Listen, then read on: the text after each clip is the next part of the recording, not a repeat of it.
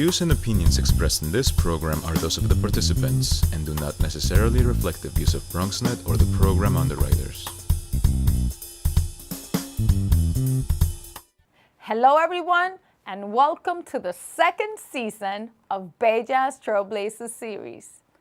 Throughout Women's History Month, we will highlight Latinas who have excelled in their respective industries. I am your host, Flores Sorbello.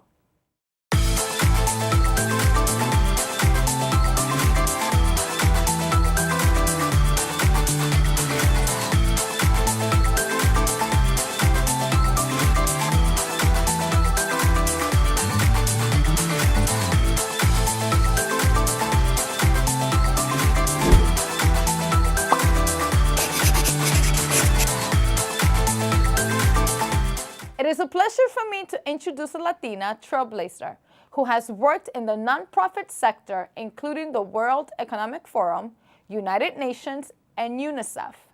She has been an advocate for many generations, and now, as an entrepreneur, she advocates for the inclusion, equity, and representation of the Latino entrepreneurial community. Please join me in welcoming Claudia Romo-Edelman. Claudia, thank you so much for joining us today. Thank you so much. What a brilliant introduction. It's great to be here with you. What a great studio. Happy Tuesday, everyone. Now, Claudia, tell me about yourself. I know I've read your biography, and I think that you're an incredible Latina that has been from one place to another. Tell us about your upbringing. You're Mexicana, Yes. right? Yes, and it's great actually, because the more we ask ourselves that question, each to every one of us, the more we're going to hear the stories that eventually will become the role models that we all need to have and we all need to be. Yes. So it is a pleasure for me to actually tell you about my story, so that if anything, I could inspire someone, so that they also feel the need and the desire to inspire others by telling their own stories. We all need role models. We all are role models. And my role models were the feminists, the female of my household. I was born in a very strong Mexican, typical family where, like the father thought he was commanding and the chief commanding officer, and my grandmother was like, yeah, sure. And then she, it's the abuela of every household, yes, at least in Mexico, that has the command, but in a quiet way. But my family suffered through a lot of issues and challenges and confrontations. And it is through those moments where I learned how resilient you need to be in certain areas, and how graceful you have to be in order to overcome those difficulties. So my mother lost 2 children. We were 3, and my 2 siblings before me and after me died of a very rare genetical disease. And so when they were 18 months, instead of going forward in their development, they started going backwards. And so instead of running, they started walking, and instead of walking, crawling, and for crawling down. So you can only imagine that, being surrounded by death in a way. I was under the microscope for everyone in my family. They wanted to see whether I was going to be able to make it, whether I was going to go back. So every single movement, I remember as a kid that it was like a little weird. They were like, is she gonna go? Is she going backwards, or so on? But it led me to also believe that I was strong. And I mean, they didn't say that openly, but sort of like, you were stronger than death. Yeah. I was the survivor of the family, and that gave me a sense of mission and a sense of desire to do something. There must be something. There must be some reason why I didn't die like my other 2 siblings, and I was there. So I was in a very happy yet very challenged family, and an upbringing that was crazy, dysfunctionally functional, but very strong, very wholehearted, and very values-based. Yeah, I think that is so interesting. And, I think that everything that happens in our lives is for a purpose. Yeah, for a reason. It's absolutely for a purpose, and we are all born with a purpose. Right. And you are one of those purposes to bring that out to light.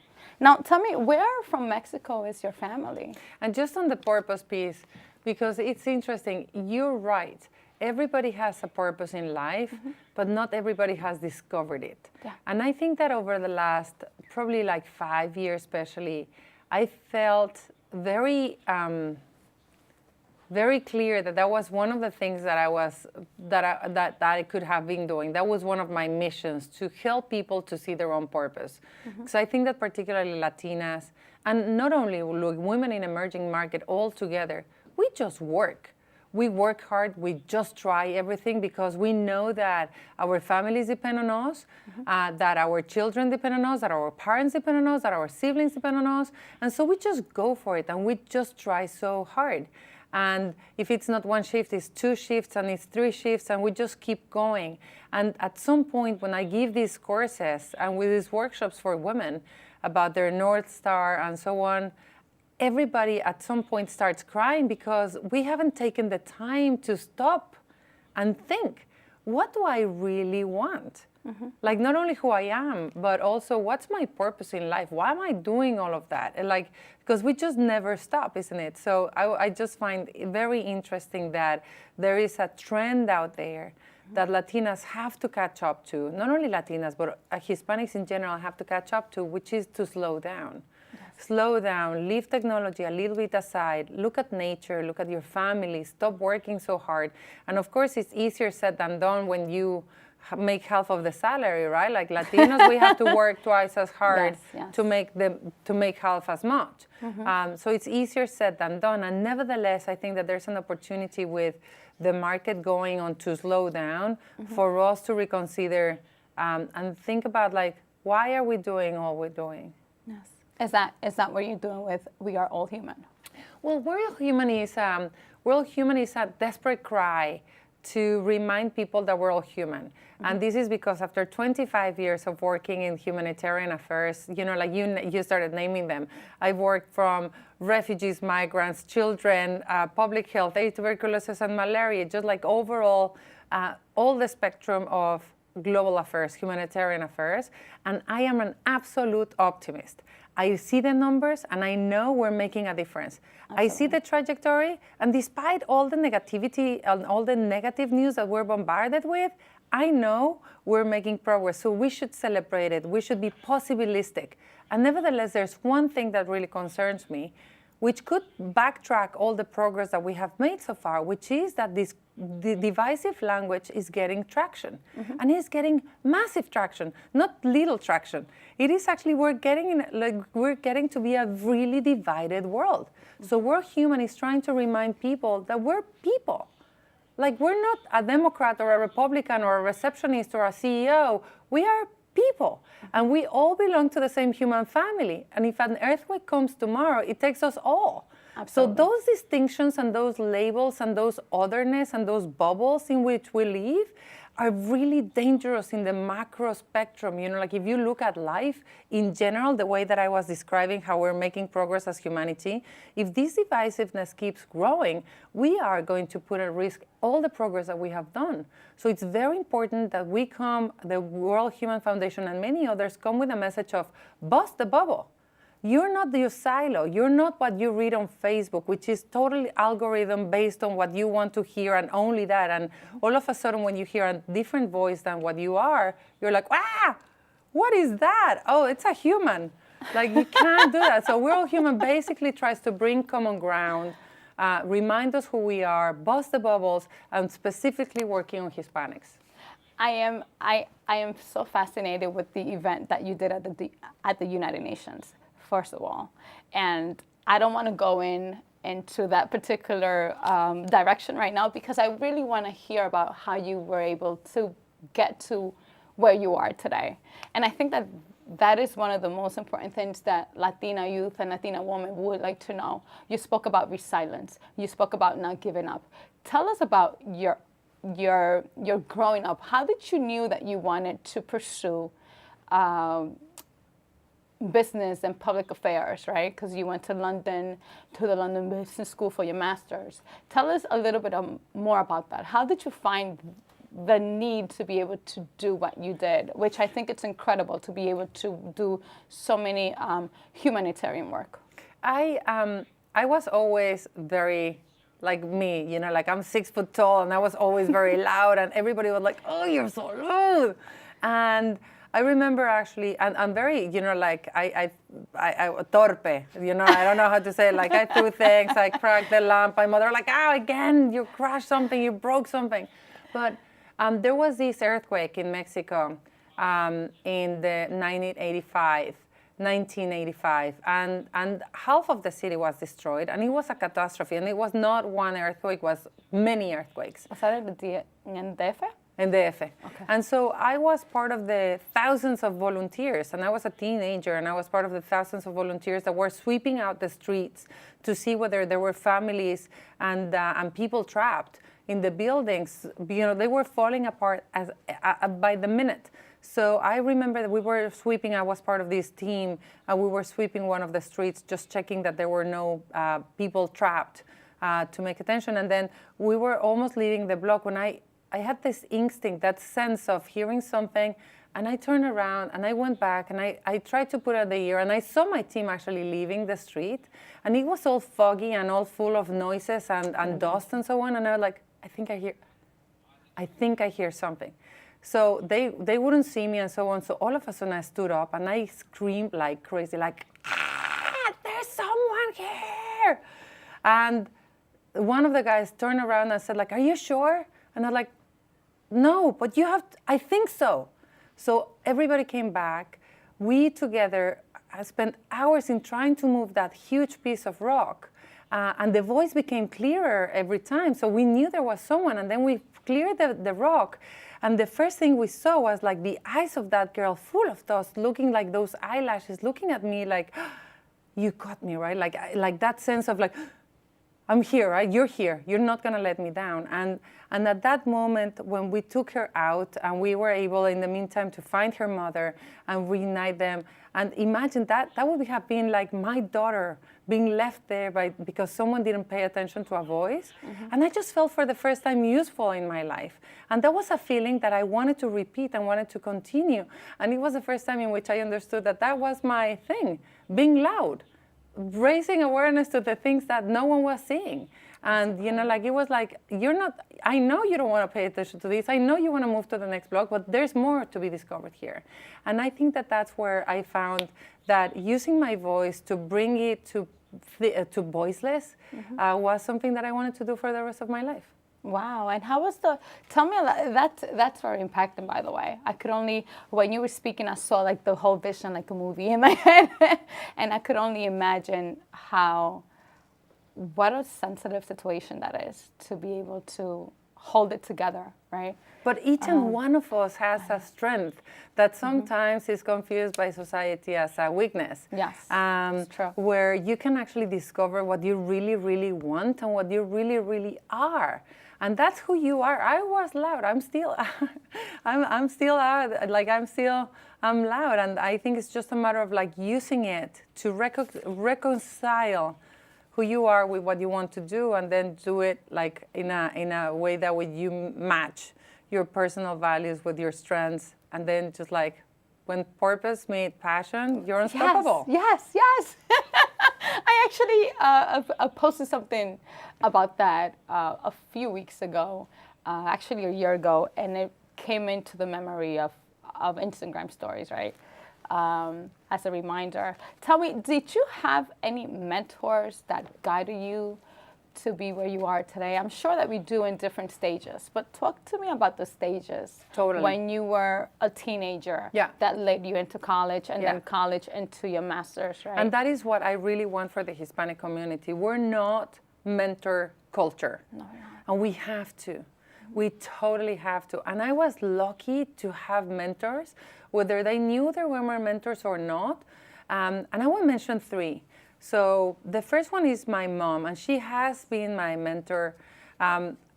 despite being my mother and on top of being my mother, and that's really interesting. And I think that in a survey we did, every Hispanic puts as role models first and foremost their family. And I think that's beautiful, and we should be proud of that, of having such a strong sense of family values and be who we are. That's why we are strong as societies and not dispersed as others. And so my mom has been my mentor. When she lost her kids, she was a basketball player, a professional basketball player before she got pregnant. She stopped basketball. She decided to study economy. And then all of a sudden, imagine, this woman turns out... Is that where you get your beautiful height and your beautiful... This woman turns and says, like, economy is boring. I want to be an actress. And at age 40 or something, she decides to reinvent herself. And those are examples that you're like, what? So she started, we went through ups and downs financially like crazy and through everything, because from having a total solid status to like going into discovering a new world when she was 40. So that, so that means every risk I take, she got my back. She's there. And she's like, come on. Like, of course she has to do that. She became an actress when she was 40. The second person is, Jaime Ortega was my boss at a radio station I worked in Switzerland. And he probably doesn't even know he was my mentor. But altogether, not only he was there for me when I had to do a daily show on radio in Switzerland, you can only imagine, in Spanish, but altogether it was like the learning about myself and tuning my voice and just making sure that I was not always as, as intense but not only that, like he was the one that we saw each other every day for years and years. So he always told me, when I exercise, when you feel that you're about to die, give it 5 more minutes. And that's a lesson in life altogether that you can apply not only to exercise, but in everything. Actually, just like when you feel that you can no longer, just give it 5 more minutes. And then the last mentor I want to mention to you is by accident. So, and this was, if you want, a negative mentor, but I think that Hispanics could relate very well to this.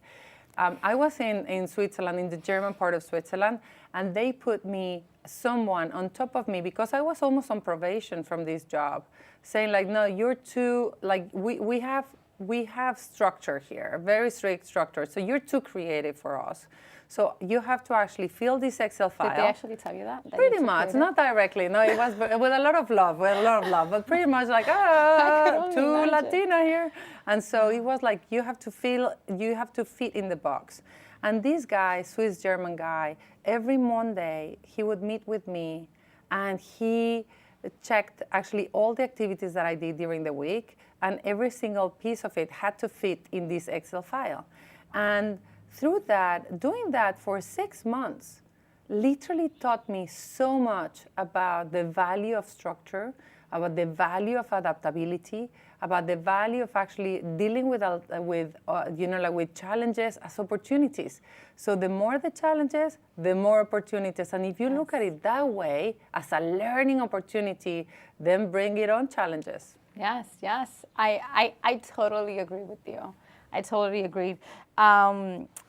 I know that you said a few words, but did any? I know that you said a few words that helped you get motivated and pick up, right? Did any of these mentor at any point in your life guide you to a specific school? Yes, I mean, like as I said, for example, Jaime was on the give it the extra mile, give it 5 more minutes, give it 5 more minutes. Or, like opportunities, challenges as opportunities. Those are great lessons for me. And I think that my mother taught me to just go for life. I think like that's the school that I think that we all have to learn, that everything is possible, because it is. It literally is. I mean, like I know it sounds ridiculous, but everything is possible. And if you look at life that way, as in like everything is possible. When you believe. Everything is possible.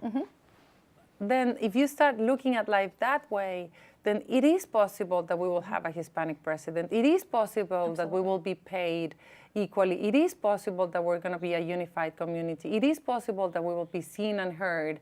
and valued in the workplace. It is possible that we will feel like the number one hire that every company wants to see, because it's possible. Because we're the greatest source of emotional engagement. So companies will have to come and salivate after us and try to gain our talent and gain our love. So all is possible. We just have to look at it that way, and then you will see how close it looks. Yes, yes. Oh my God. So such encouraging words, guys. Are you feeling what I'm feeling? Are you feeling what I'm feeling? So did anyone tell you that you would never make it? A lot of those, right? Tell me about that story. And what was your feedback? How did you react to that? I bet you turned that into an opportunity, but I'd like to hear how. Yeah, no, everyone. I don't have any single step on the way. Every big milestone of my life has started with, you can't do it. When I was in a Catholic school in Mexico, and I hated being only with girls, and I wanted, up the wall there was a boys' school, and I really wanted to be with a mixed school or something, I wanted to see boys, not only girls. And I wanted to go to this high school, secondary school in Mexico, and we went to see the teacher. And she said, you can forget about it. You don't speak a word of English. And all the kids that have been taught English since they were 3 years old, there's no way that in 6 months, that is the application time, you can learn. And I'm like, you tell me that. I mean, whatever time, any time, and obviously, I was given the opportunity to be in the middle of nowhere where I couldn't speak nothing but English, and it was horrible at the beginning, and I couldn't even ask for, soap for the toilet or food on anything. But I got into the school, and I actually managed to change the structure where I was, and they told me I could never make it in Europe when I moved there. I went there, I speak 6 languages out of nothing. Altogether, I think that every step on the way, someone has been a great encourager by saying, you can't do it. Yeah. Because then there's where you say, that's the face I want to remember. When I finish that marathon, when I climb that mountain, when I get that job, that's the face I want to remember. And I love how things just comes back into a full circle, right? And then they see, I told her she couldn't, and look at it. And I never actually had the pleasure I never seek the pleasure to tell them hey, I did it and so on. But it gave me the anger, it gave me the encouragement to say only because I'm a woman, only because I'm Mexican, only because I'm this, only because I'm that. No. That's incredible. And I think that those are the things that we, as in our audience, could see that. But not every person sees that. They don't always see an opportunity, right, in a challenge. But that is one of the, you were asking me what is World Human, and in terms of Hispanics, one of the biggest lessons that I learned, one of the biggest insights and lessons, if you want, is 4 years ago, I moved to America after 25 years of living in Europe. And I'm a marketer. I'm a race-born marketer. I literally did that for a living. And I came to America and I was like, holy cow, this is a reverse marketing problem. I, all my life, did packaging and marketing, which is highlight the best attributes of a product and try to put it in the public so that they get attracted to it. In my case, I always did social causes, so trying to, do something for AIDS or for poverty or for women, maternal mortality or so on. But you actually try to find the best attribute, the most humane, the most compelling. And I came here, and the numbers of Hispanics are absolutely stunning, in everything and everything. And then the packaging, it's so unrelated. They did everything possible to hide the attributes of Hispanics and to present them as the worst self. Not only they were completely disconnected. So, and one of the main questions for me is, ¿Qué carajos? Why? How the hell? How is this possible? How is it that we're 59 million, 18% of the population, 1.7 purchasing power. We're the future voters. We're the future consumers. We're 70% of any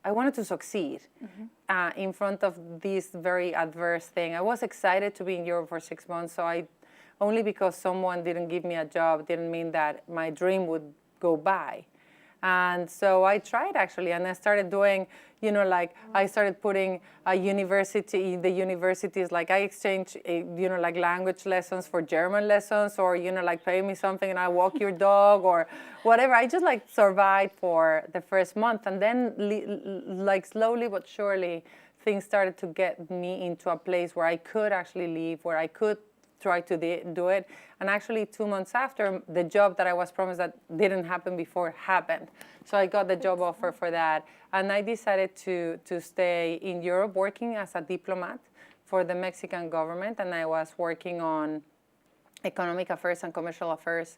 And that was really interesting for me to understand how to represent a country and the areas of negotiation and how important it is to actually know how to behave yourself as a Hispanic, as a Latina, in front of all the other nationalities and how they behaved. And it gave me a glimpse of how the world works and how, like being in a table, no one was really raising their voice and everybody was calm and making a point. And so I learned a lot from observing all these other, like diplomats dealing with issues. And it gave me also a sense of big. Like there's a big world out there. And then I think that from there you start getting curious, and I was very fortunate to have a mentor on networking, someone who told me networking matters, relationships are important, you have to cultivate your relationships. And I didn't know what that meant, but it meant for me that from that moment on, I made a point of making sure that I connected to the right persons for pleasure and then for purpose. And that guided me to go from Switzerland to England, from England back to Geneva, to the Swiss part of Geneva, of France, Geneva, like Switzerland, and then France. And all of that happened through, like a way of like following destiny in a way. I never chose where to go except the London School of Economics, the school that I wanted to do, because I didn't have a framework. And I needed to have something to guide me, but I didn't have the money before to study or to pay for that. So once I asked for a scholarship, and that's a huge advantage. I didn't know how to ask. And asking matters. If you don't ask, you don't get. Yeah. So I started asking for, should I get a scholarship? Like I'm a Hispanic, I'm this and that. So I think that was between asking and networking and knowing a little bit how to observe what people were doing and adapt to that was like that. Those had been the years that I passed in Europe. That's incredible. That's an incredible experience. Wow. So from journalism, diplomacy, and then I moved to work for the World Economic Forum. That was an incredible experience. Then I managed the anti-globalization campaign from there, celebrities, the brand, moved to refugees, which was already like full-on humanitarian. And from there on, it has been the Global Fund to fight AIDS, tuberculosis, and malaria, and then moving to UNICEF here in America to start working on issues that are global, but from here. How did you know that I know that you had explained that, but I cannot even, a lot of us when we are young, we know more or less what we want to do. Sometimes we don't. And I know that you explained some of that through the earthquake.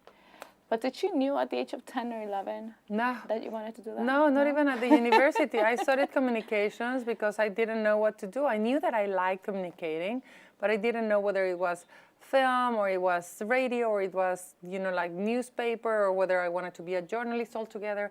I did 2 master degrees. One, I was like doing a lot of universities to clarify what's my calling? Where's my place? What do I really want to do? So no, it takes a lot of time and a lot of iteration. And I think that if I would speak to my younger me 15 years ago, 20 years ago, 25 years ago, I would say, have conversations with people. Yes. That's the part I didn't do, and I wasted a lot of years in trying jobs as opposed to not getting to work as much as I like, and just like talking to people like, what is your industry? What do you do in an ad agency? what is a newspaper? What do you do in a newspaper? And so on. So I think that that's one of the things that to my kids, for example, and to young people, I would say, like, just go ask. Go ask someone that you like and tell them, like, how's your life? What's your job? What do you do? How do you actually, what's the connection that you have with yourself, and what's the trigger, and how do you how do you see me there? And that's what we do actually at Bellas. Yeah. We actually help them, and we help them connect. We help them land either an internship or speak to someone within the industry of their interest. And I know that you mentioned the hard moments and what you did to face them. Did you wish that you did anything different? I mean, I wish that I would have asked before a number of people what to, like what's their world like. I wish I would have believed more in myself as an entrepreneur earlier on,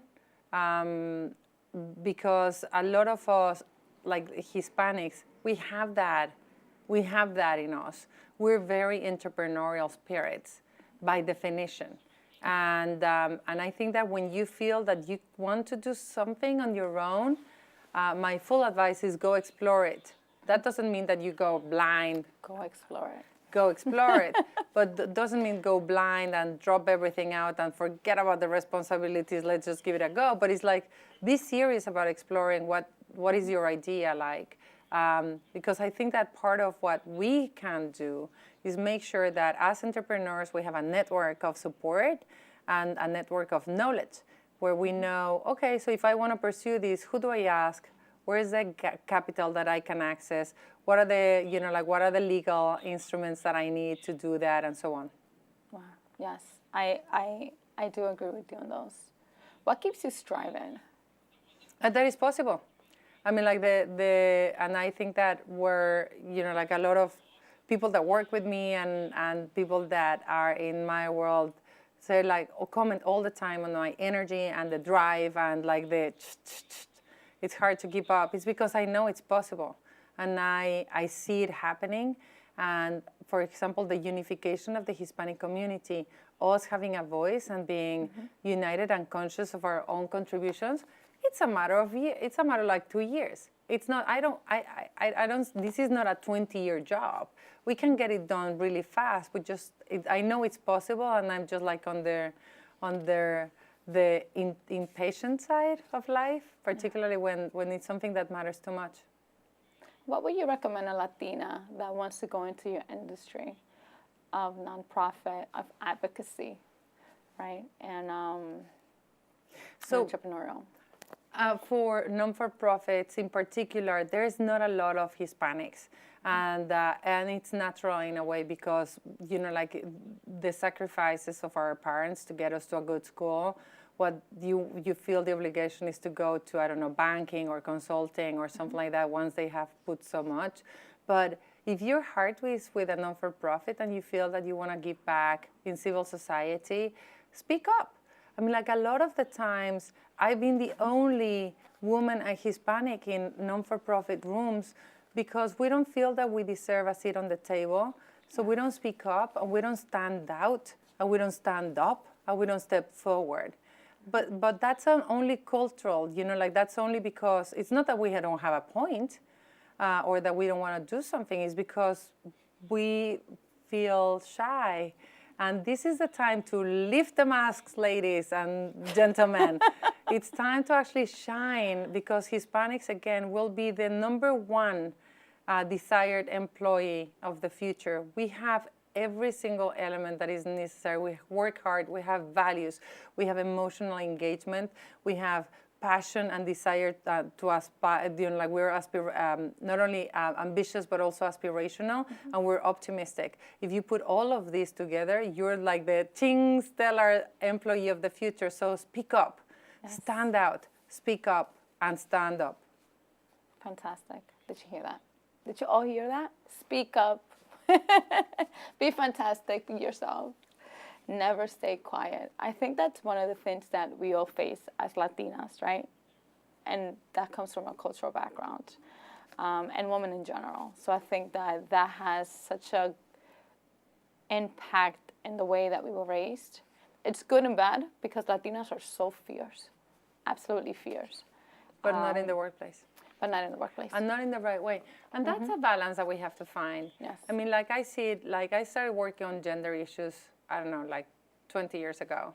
And at that time, and even 15 years ago, no woman really wanted to play the women card. They didn't want to say, like, I am here because I'm a woman. And I was fighting that all the time. And I was like, how else are you going to elevate the gender discussion if you don't say, I'm a woman and we deserve to have more women? And, you know, like if you don't speak up as a woman, you're not going to have people to see up, like look up for you. And if you don't see it, you don't believe it. And I think that it is time for Hispanics to do the same, is to play the Hispanic card, play Hispanic, be proud to be Hispanic where you are, speak up, and actually be like, don't pretend to not have an accent or anything like that. We're pretty understandable anyways. And just say, like, I'm Hispanic and I am very proud to be Hispanic in this workplace and I'm giving it all. And thank you for putting a voice for us at the World Economic Forum. That's Yes. incredible. And everywhere, we're going to go everywhere. We're going to go, so we're putting the voice, and this is not only me, this is not only World Human. This is World Human with 20 Hispanic organizations. I'm a newbie here. The only thing I'm doing is creating neutral platforms and being loud to all the things that everybody else is doing. But we put Hispanics for the first place at the United Nations. We put Hispanics for the first time at the World Economic Forum. We have Hispanics in Times Square right now in huge billboards saying we're the astronauts, we're the scientists, we're the academics, we're Hispanics. Yes. And we're going to the Cannes Advertisement Festival with Lions. We're going to go to places where Hispanics need to be, which is everywhere. Wow. And Claudia, yes, you not only are part of, you lead Special Advisor at We All Human, but tell us about this podcast that you have going on and that you're the editor-in-chief for Chief of Thrive Hispanics. How do you find time for all of these activities and different moving parts that you have in your life? So We're All Human, two different questions there, right? Like the We're All Human is an organization that tries to advance equity, equity, diversity, and inclusion. Our real focus is on inclusion because the world is already pretty diverse. Just look around and you see us. We're diverse already. Yes. We just have to make it more inclusive. Yes. So that we can all bring our best selves, and then we can achieve equity. So our focus is in that part of inclusion. And as such, we have an arm for Hispanics, but we have another arm which is on the sustainability and the Sustainable Development Goals. And so we try to encourage the creation of champions that are making a difference so that they feel we are making progress, because we're bombarded with negativity. Yes. And so if you think that what you're doing is gonna go nowhere, it's harder for you. But if you are together in the room where all the people that are making a difference, and all of a sudden you're like, oh man, and we're winning this battle. Everybody wants to be on the winning team. Mm-hmm. So we create a podcast telling the stories of those champions and celebrating the progress that we're doing as humanity.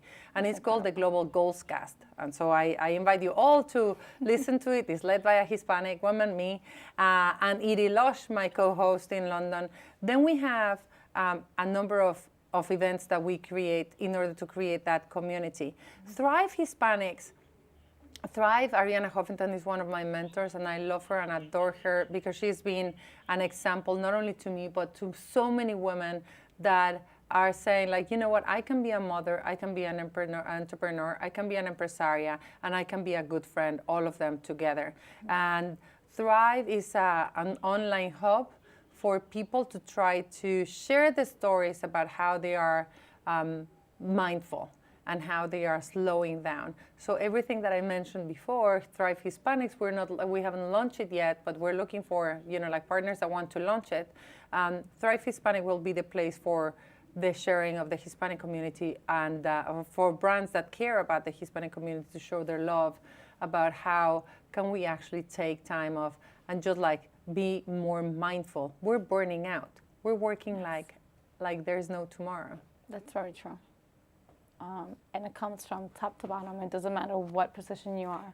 Right, and the second question you asked was a bit more personal about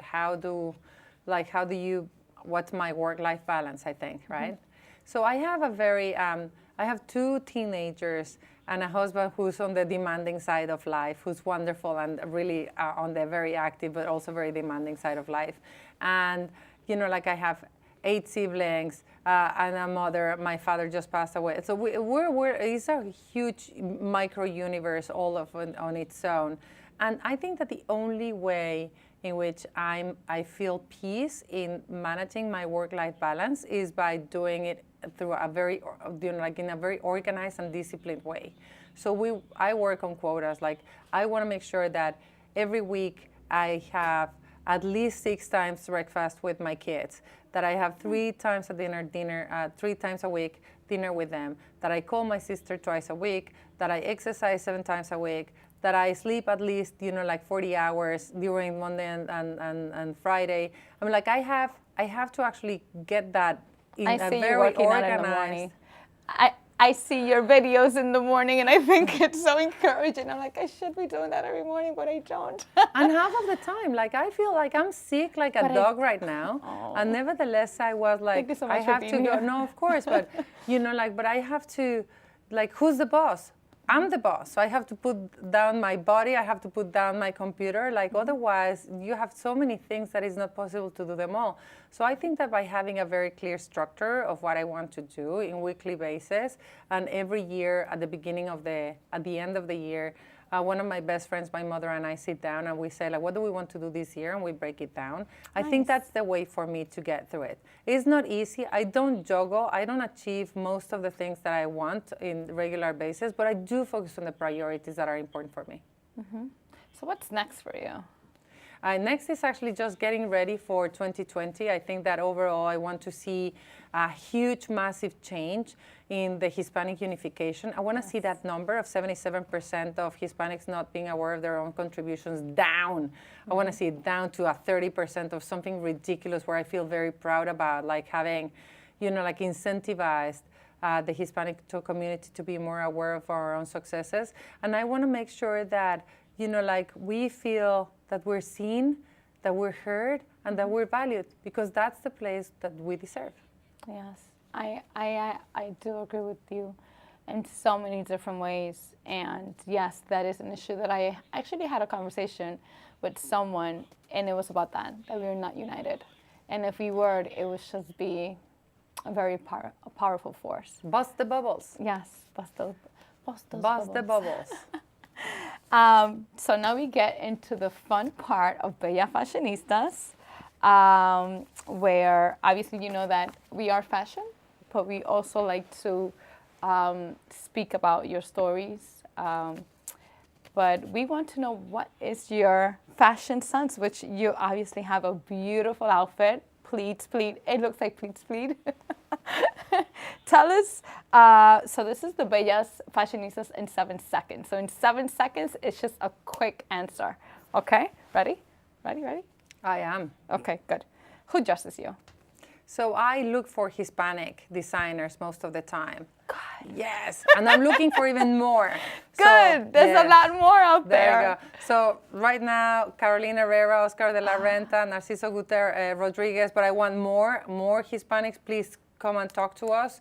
Yeah. My wedding dress was designed by, was made by a Bolivian Guillermo, who's fantastic. No way. So yes. Nice. Okay. Who is your favorite fashion designer, which you already said it? But your top female fashion designer, would that be Carolina? No. No. Okay. Chiara Di Boni. Chiara Boni. It's Chiara Boni. She's not Hispanic, and that's the only thing that I hold against her. I'm like, why are you Italian? She's a wonderful lady, my size, like my length, and she's very simple and clean and lean. And I wish she would be my best friend and just do a lot of things for me. Yeah, there we go. Yes. I've been writing to her love letters, hey, look, I do all these events. I would like to do a partnership with you. Send me dresses, I'll wear them, give them back. That's so funny. Fashion icon. Audrey Hopper. Audrey Hopper, nice. Yes, she is a fashion icon. Top shoe designers. Manolo Blanc. Oh, nice, nice. Yes, we love the blinks. Top 5 dress goals. Dresses or Jimmy Choo. pants? Huh? Dresses or pants? Dress. Yes. Blazer, no blazer. Blazer. Blazer, love blazers. Stilettos or thick heels? Stilettos. Yes, who wears thick heels anymore? Okay, when you're not in work clothes, you are in? Home clothes. Oh, yes, yes, PJs. It's not Makeup or no- PJs though. No, sweatpants. No, not sweatpants. No. Leggings. No. Yeah? Home clothing. Home clothing? Home Okay, clothing. okay. What is that? So you don't know? Oh, never mind. Yeah, okay. Makeup or no makeup? Makeup all the Yes, time. all the time. No makeup. Okay. Yeah. No makeup. Yeah, me too. I think I like that too. Thank you so much for being here with us. Thank you so much for explaining. Thank you so much for sharing your story. I think that you are an incredible Latina. And thank you so much for doing what you're doing right now, which is to unite everyone in the Latino community who are entrepreneurs and non-entrepreneurs. And thanks And to we need you. more of that. We actually need more of that. Yeah, thanks to you. Thank you so much for having me. This is a great opportunity. I hope that actually you could call in all the people in fashion that are Hispanics. Yes, Because a lot of the yes. time Hispanics, to support Hispanics, they have to buy Hispanics, hire Hispanics, I agree. and dress Hispanics. We just need to make them more visible. So thank you so much for having me here. And please go ahead and bring visibility to those Hispanics in fashion. Yes. Thank you for joining us. Please tune in next Tuesday for our second episode of Bellas Trailblazer Series on Facebook Live and on BronxNet TV. Follow Bellas Fashionistas on Facebook, LinkedIn, YouTube, and our Instagram at Bellas Fashionistas, as well as our media partners at BronxNet TV. And don't forget to visit our website, bellafashionistas.com and bronxnet.tv. We'll see you next week.